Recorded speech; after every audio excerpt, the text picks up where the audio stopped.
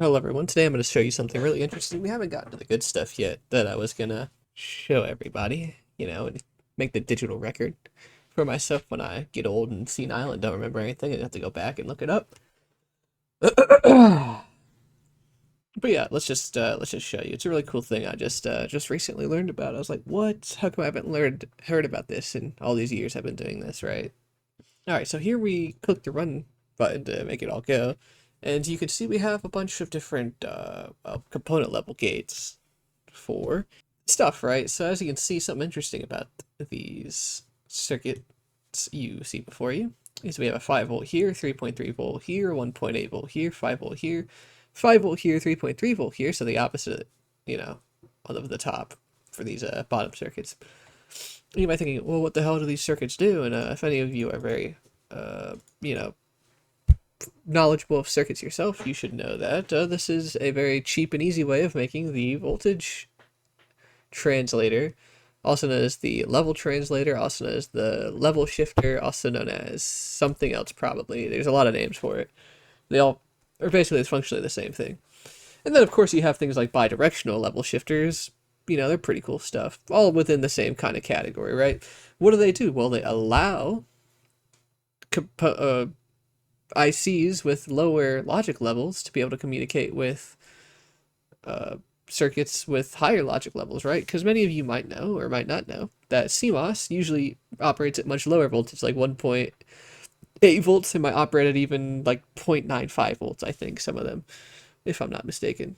And the transistor logic operates from 3.3 volts to 5 volts, I think, generally, maybe. And the Dow transistor logic, usually 5 volts, maybe 9 volts if you're really funny. If you like just using 9 volt batteries for everything and don't want to waste your time. You know, making a 5 volt supply with some batteries in series and such. But anyway, I digress. We move on to the really cool stuff just showing you. So, as you can see, you could probably make this on the breadboard and it probably will work. I hope. I'm actually made it on the breadboard myself because, I can just simulate it here.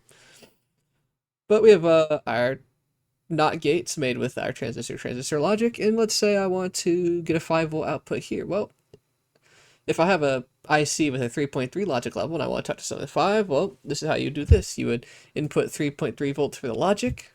The supply here has to be 3.3 volts. Make sure it's not 5 or you get some really funny looking shit. And then, of course, your output here will be 5 volts. That's amazing, isn't it?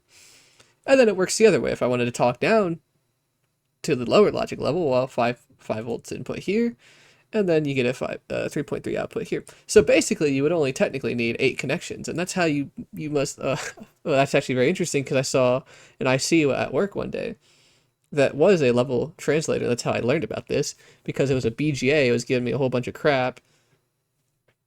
I was like, 8-pin BGA. Who the hell made this shit? And that's how I learned about this. It's pretty cool, but yeah, very interesting circuit. And then obviously it can work at different logic levels that are like vastly different, right? This is, you know crazy different, right? 1.8 to 2 point or 1.8 to 5 volts, right? So you have a 1.8 coming in here, 5 volts leaving here. You have 5 volts coming in here, 1.8 leaving here. Anyway, it's a really cool circuit. The actual way you should be building these, you can look them up. Actually, I'll put an image on screen of a very simplified, simple idea of how it's supposed to function from Stack Overflow, the electronic Stack Overflow or whatever. Here you can see it's it's using a MOSFET, and that's how you should technically be making your level shifters. You should be using MOSFETs. You could still use the discrete components like I did. It just might not be as fast, obviously, as you know. The more gates you have that your signal has to travel through, the slower it moves. Blah blah blah, right? But that's that's the theory, right? But in practicality, who really cares, right? We're not building things for like extreme gigahertz speeds over here. We're just making good enough circuits. So, but yeah, it's a really cool concept, and I just wanted to share this with everybody.